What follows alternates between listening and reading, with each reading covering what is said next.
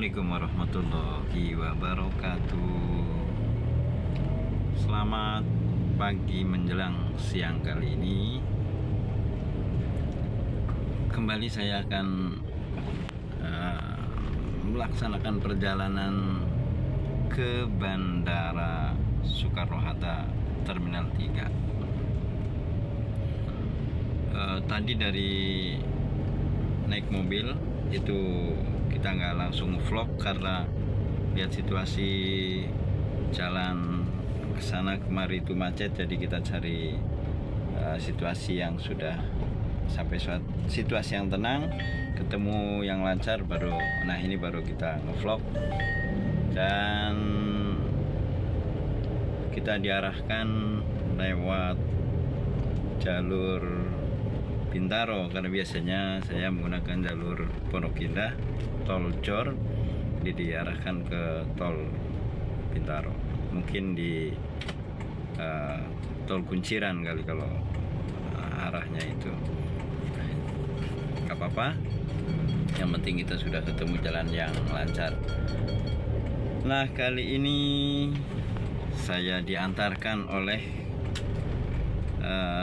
driver yang ternyata sudah pernah mengantarkan saya, dan nanti kita kenalan dengan beliau siapa gitu.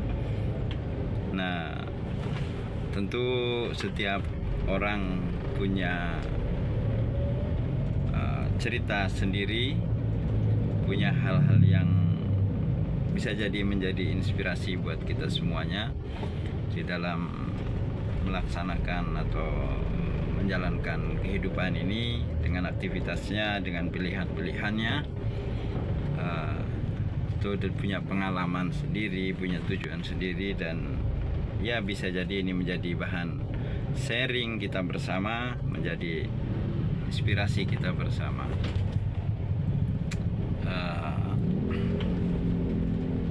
Baik, kita akan coba sesi ngobrol santai sambil jalan, sambil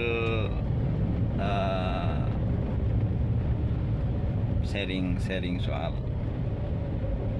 pengalaman hidup itu. Baik. Oke, assalamualaikum Pak. Waalaikumsalam warahmatullahi wabarakatuh.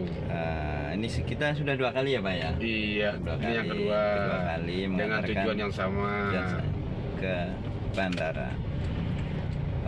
Kita kenalan dengan Bapak siapa namanya Pak? Bapak Ardinda Caniago.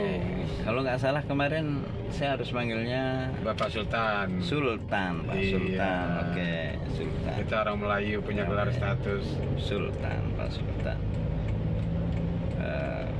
Pak Sultan aslinya dari orang Minang. Minang itu berarti Padang, Pak. Padang, Sumatera Barat. Sumatera Barat. Iya. Tepatnya di mana Pak? Pariaman.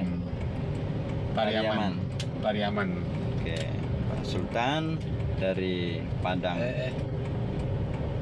Dari Padang Pariaman. Oke Pak, lanjut aja Pak. Biasa di jalan ada saja.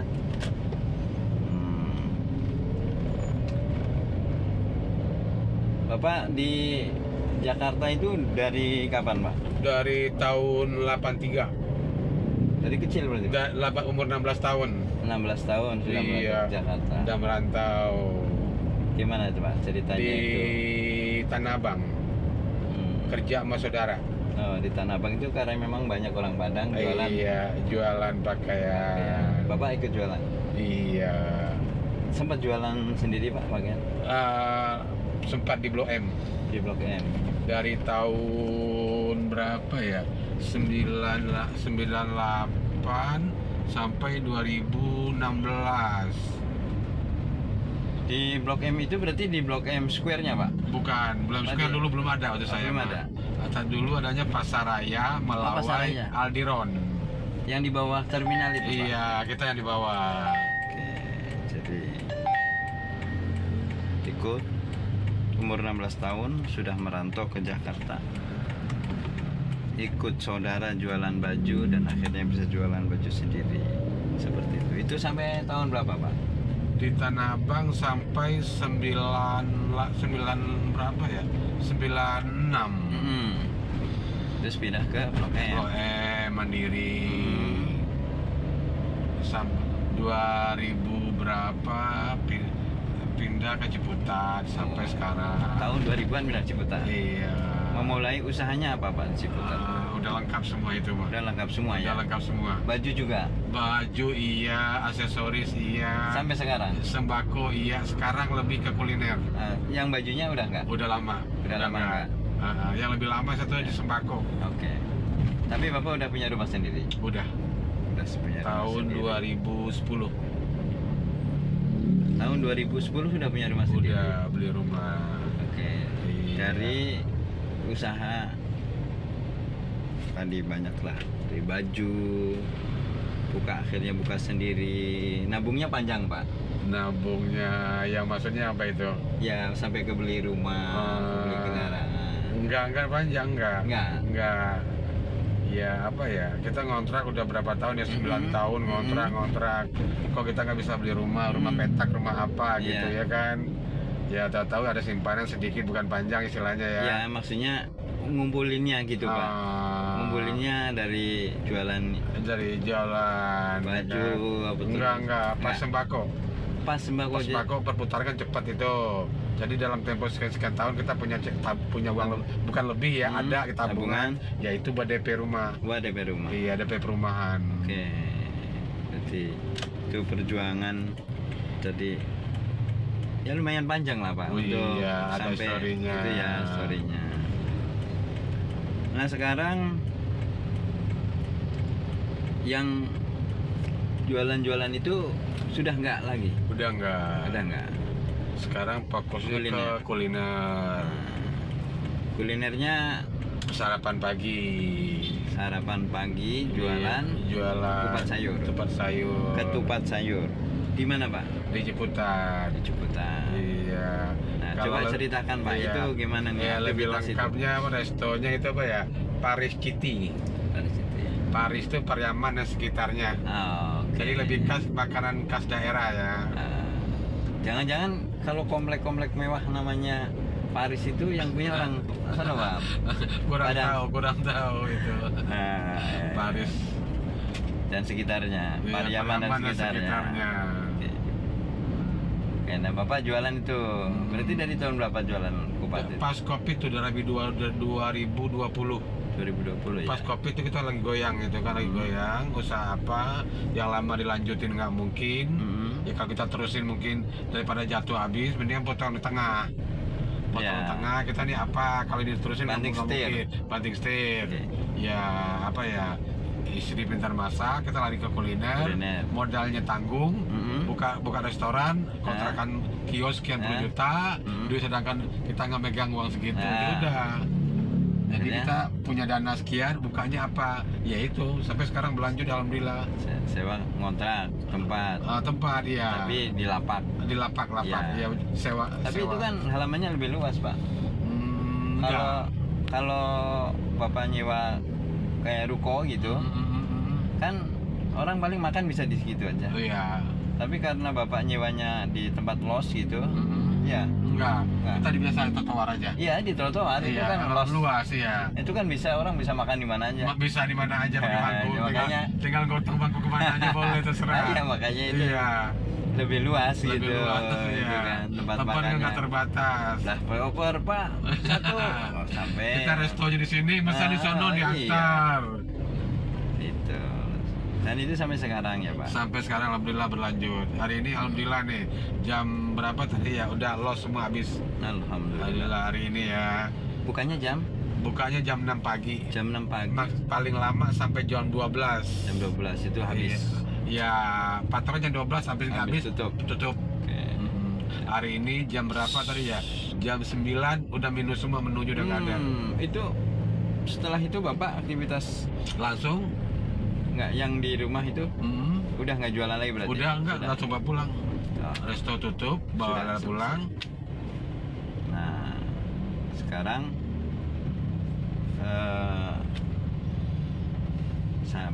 saya tahu akhirnya Bapak ini bisnis ya, berniaga, berjualan dengan modal yang ada dan modal life skill lah gitu, pastinya kemampuan dari istrinya memasak.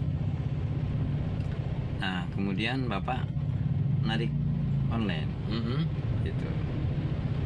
Naik online itu kenapa pak awalnya itu? Kan bapak udah punya pendapatan sendiri tuh. Iya. Harusnya jam 12 bapak udah bisa leyeh-leyeh kan. Iya. Tuh tidur apa apa gitu. Kemudian bapak kenapa online? Ya online gimana, kita kan waktu sampai jam 12 sudah kosong. Di kegiatan apa, kita punya kendaraan, punya unit, Ya. coba daftar online gitu kan. Ya istilahnya cari tambahan, bukan mau lebih ya, cari tambahan. Ya alhamdulillah sampai sekarang lanjut. Ini dari 2020 aktif sama, hampir sama itu hampir bareng. sama, berbarengan. 2020 sampai sekarang. Jadi waktu yang ada dimaksimalkan gitu. Iya. Bapak mulai jam berapa? Kalau narik rata-rata startnya mulai dari jam 10, standar jam 10 Jam 10 sampai jam 12 malam. sampai jam 12 malam. Iya. Capek banget dong Pak. Istirahat Ya. sebentar, masak lagi. Istirahat, capek, cari tongkrongan, ya rebahan, tiduran sejam 2 jam, ntar on lagi gitu. Jadi dari jam 10 sampai jam 12 itu malam. tidak terus-menerus. Enggak. Jadi Tapi kita ada waktu jeda, istirahat, waktu sholat. Iya, kan ya Pak. mungkin Subuh, zohor, asar, maghrib. istirahat sejam lah gitu. Ya. Berapa Pak penghasilan kalau dari go-kart sehari-hari itu? Iya, kalau buat apa ya? Kalau buat mungkin hari ini apa tahun ini gitu ya, mungkin istilahnya standar cuman cukup. Mungkin mencari lebih itu mungkin nggak bisa. Ya, untuk inilah untuk keseharian ada dapat ya. Mungkin kalau nominal mah nggak bisa disebut rata-rata gitu ya.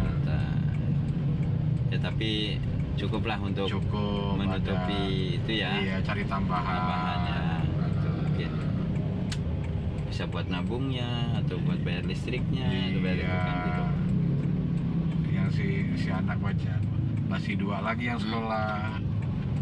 Oh iya, Bapak. Iya, Pak. Anaknya berapa, Pak? 5, Pondowo 5. Pondowo 5. Nah, kayak kita cerita anak dulu dah gitu. Bapak anak 5. Punya anak paling besar kelahiran 96. 96. Iya. Paling besar 96, Pak. Kelahiran 96. Berarti sekarang usianya udah 31. 31. Iya. 31, Pak. 26, 31, 30 ya? 31. 31. 29. Iya, 29. Nah, gimana, Pak? Mereka anak-anak Bapak itu pendidikannya apa aja? Kalau yang paling besar tuh udah S1 ya, akuntansi ya, manajemen akuntansi. Tadi udah selesai tuh di Siti Bakti arah daerah Putukang atau kampus di Luhur. Oke, Bapak. Ya. Terus yang kedua? Yang kedua tamatan SMA, nggak lanjut kuliah. Terus sekarang kerja di Ardi Serpong. Oke. Sudah mandiri ya, Pak? Udah. Yang ketiga? Yang ketiga kerja di kerja ya, sama aktivitas lainnya gitu, online juga. Oh, jualan online? Enggak, bukan, narik motor. Oh, ojek. Ojek online apa ya. Nyambi kuliah. Sampai kuliah, Pak? Kuliah. Oke. Luar biasa ini.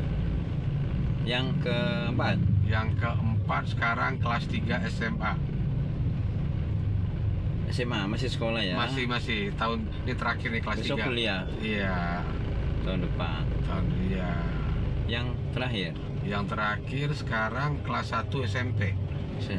Dan akan diantarkan sampai lulus SMA, kalau bisa sampai lanjut. S1. Kalau bisa umur panjang, ada rezeki, itu mungkin bakal lanjut.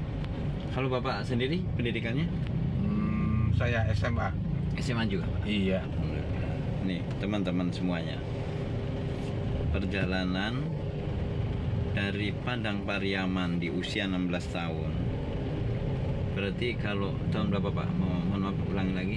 Masuk Jakarta tahun 83. 83 itu lulus SMA ya Pak? Bukan 16 tahun masih. Oh 16 tahun. 16 tahun belum. Lulus SMP lah. Iya, belum. Ini masih sekolah SMA lah kalau ininya usia SMA. Pindah ke sini, kemudian sampai sekarang berarti sudah 43 tahun di Jakarta. Pindah-pindah. Dan sampai hari ini beliau sudah punya anak 5, semuanya beliau antarkan sekolah pendidikannya ya, gitu maksudnya. Ada yang sudah selesai S1, ada yang sedang S1, dan ada yang nanti akan diantarkan S1. Artinya apa?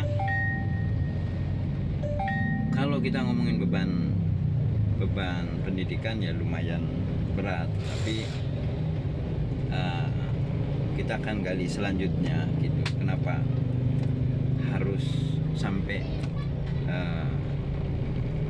S1 itu? Mungkin Bapak punya alasan tersendiri gitu.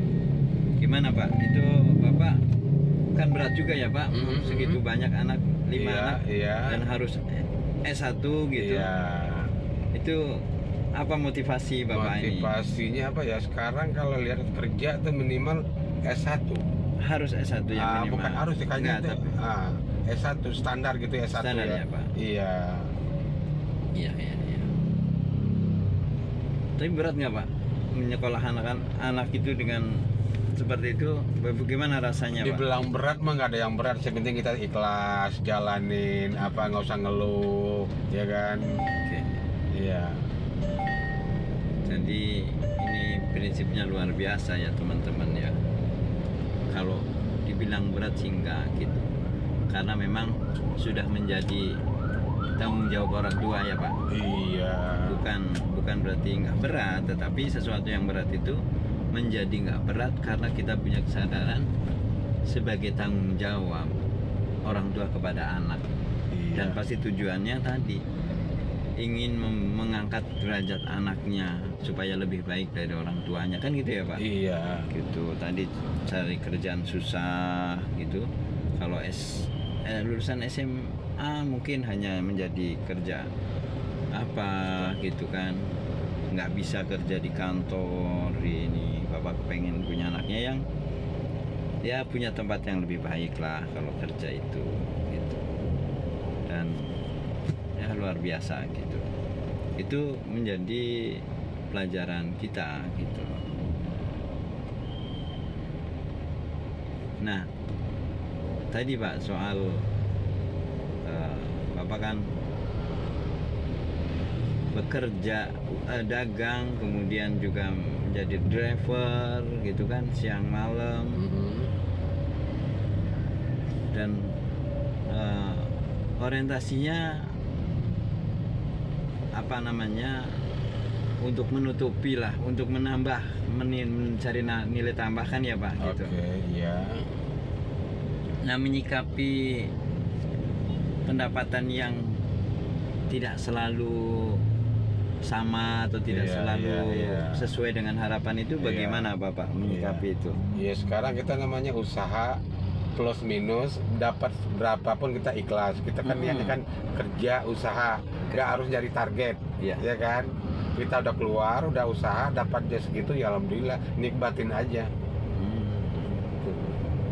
Nikmatin aja ya Pak? Iya. Kita istilahnya usaha di luar tuh bukan cari nominal ya. Harus begini, harus nominal, enggak. Sampai kapanpun, itu nominal tuh nggak bakalan ketemu. Iya. Sedikit alhamdulillah, ya banyak alhamdulillah.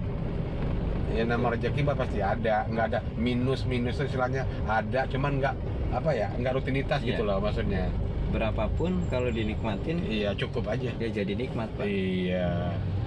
Tapi sebesar apapun kalau dimaki-maki ya nggak namanya juga dimaki-maki. Nominal besar itu hilang, sedikit ikhlas itu ada nominalnya, banyak nggak ikhlas ya kan, nominalnya nggak ada. Berarti sikap dong. Iya. Sikap kita yang baik gitu ya, yang tulus, yang ikhlas, yang mau menerima, itu menjadi kenikmatan tersendiri kan. Gitu. Iya memang sih. Kan banyak orang nggak selalu bisa menerima itu Pak, gitu ya nggak gitu.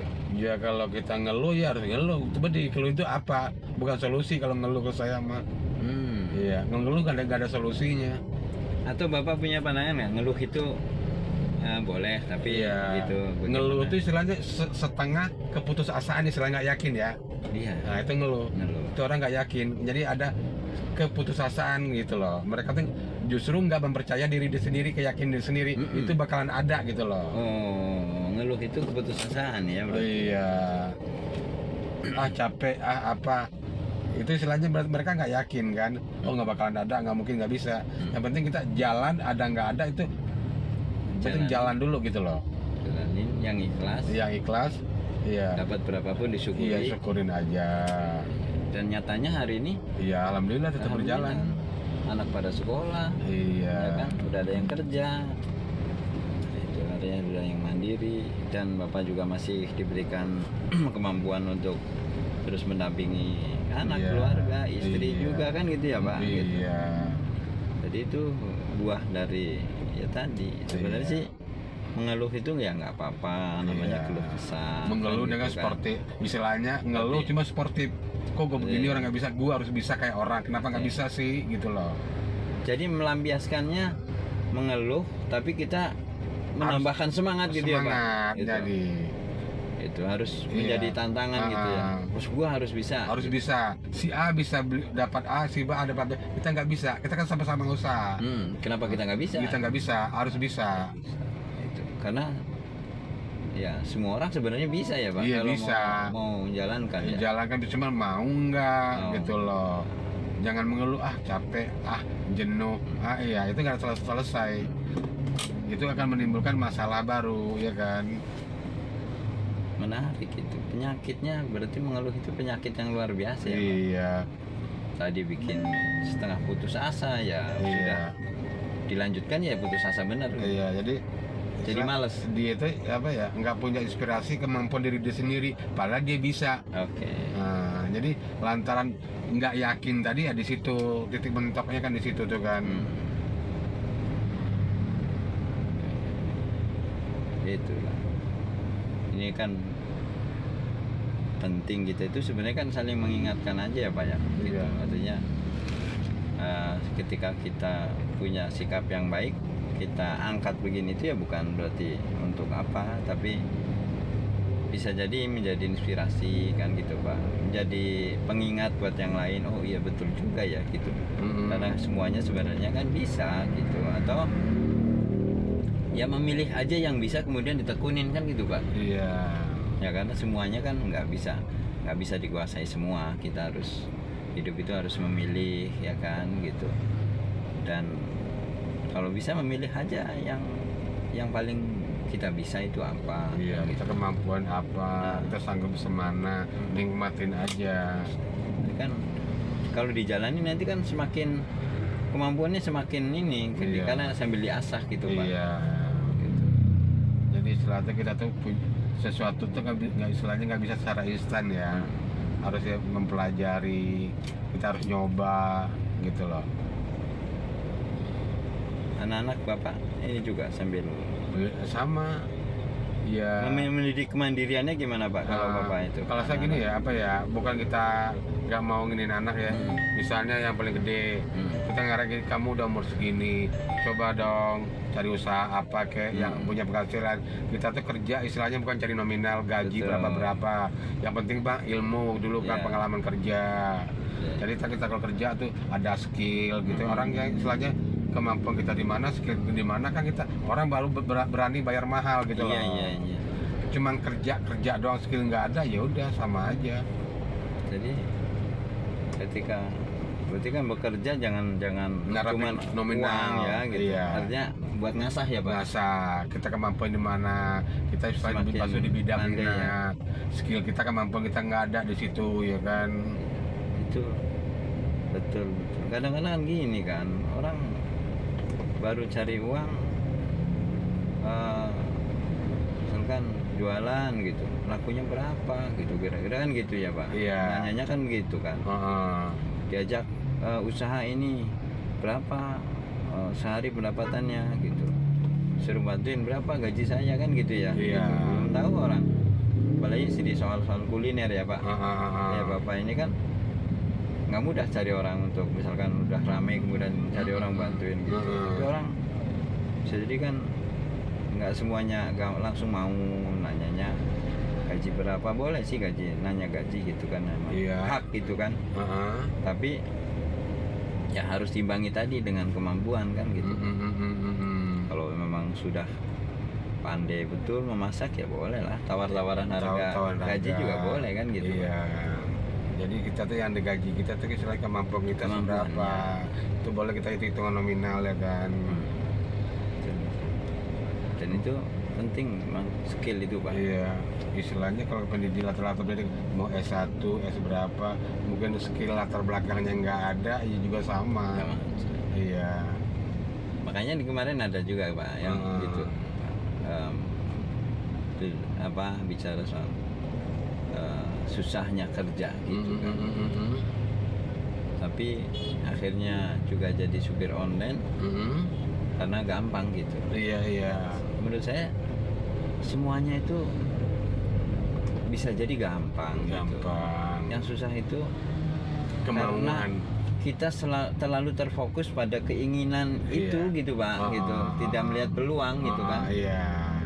Ya, kemudian nyatanya juga dengan menjadi supir online nggak lagi menjadi hina gitu kan, justru menjadi orang yang mandiri kan Pak.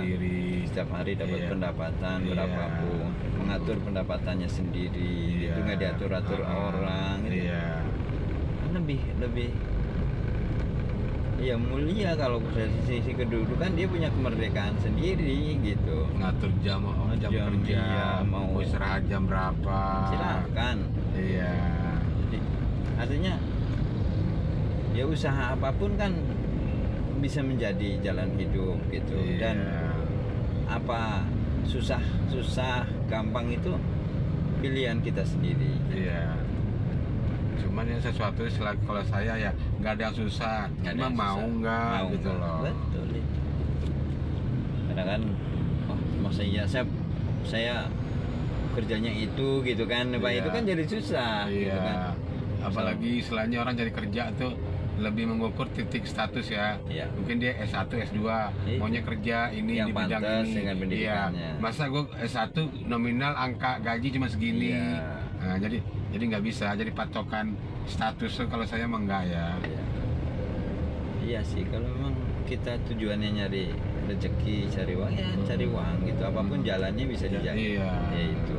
Nah, kalau kita kepengen punya kedudukan, ya cari kedudukan. Tapi pertanyaannya skill kita itu apa? Kan gitu Pak. Kan kalau nyari uang, mau itu dari ngumpulin barang bekas, mau apa, itu nggak ada urusan dengan status dia.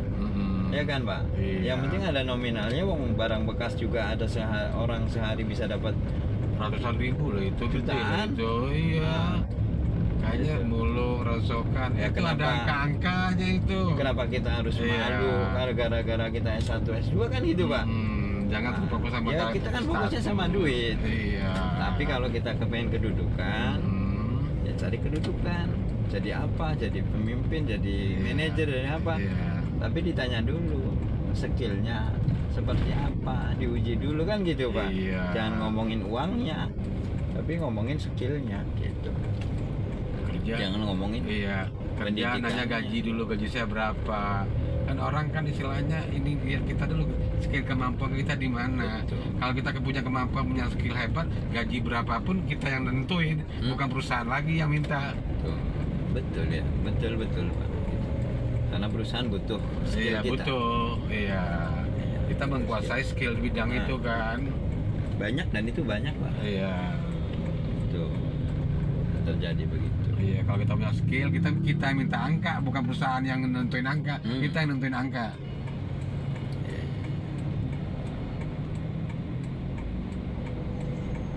Ya, saya pikir sudah banyak nilai-nilai yang bisa kita pasaring dari dari obrolan ini. Tadi obrolan ini perjalanannya masih jauh sebenarnya gitu, tapi kan kita butuh 1 poin 2 poin yang bisa kita ambil hikmah dari setiap orang gitu yang menjalani hidup.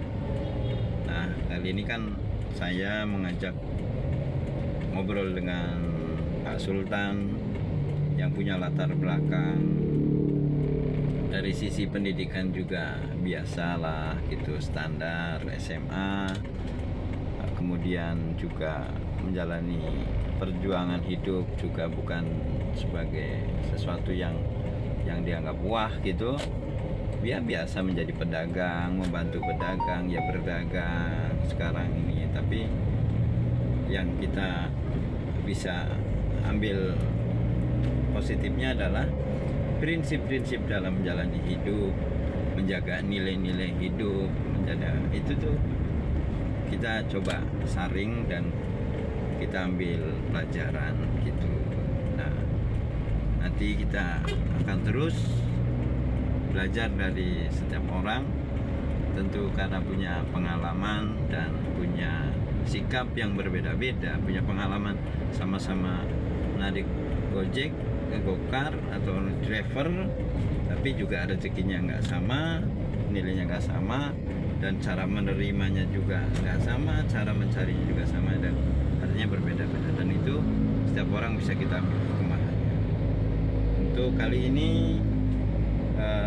kita cukupkan dari Pak Sultan. Terima kasih Pak, mungkin bisa menjadi inspirasi kita bersama, kami yang lebih muda dalam menghadapi kehidupan ke depan yang tentu semakin sulit menurut pandangan banyak orang gitu ya, karena teknologi semakin maju. Tapi tadi prinsipnya tidak akan menjadi sulit kalau kita punya kemauan dan mau terus belajar. Terima kasih Pak Sultan. Oke, siap, bersama-sama. Ya. Terima kasih. Wassalamualaikum warahmatullahi wabarakatuh.